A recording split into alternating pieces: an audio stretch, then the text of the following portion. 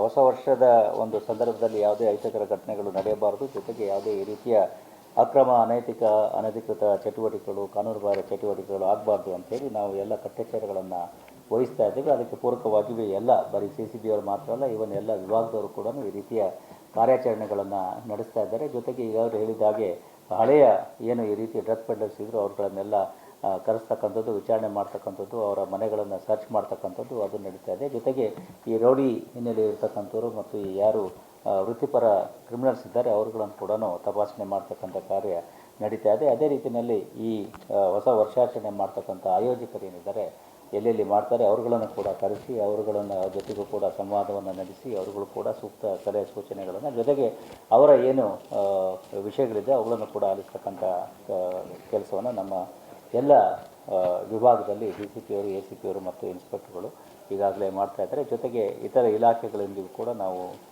ಸಂಯೋಜನೆಯಲ್ಲಿದ್ದೇವೆ. ಅವರಿಂದ ಎಲ್ಲೆಲ್ಲಿ ಲೈಟಿಂಗ್ ವ್ಯವಸ್ಥೆ ಆಗಬೇಕು ಅಥವಾ ಬೇರೆ ಏನು ವ್ಯವಸ್ಥೆಗಳಾಗಬೇಕು ಅದ್ರ ಬಗ್ಗೆಯೂ ಕೂಡ ನಾವು ಈಗಾಗಲೇ ಚರ್ಚೆಗಳನ್ನು ಪ್ರಾರಂಭಿಸಿದ್ದೇವೆ.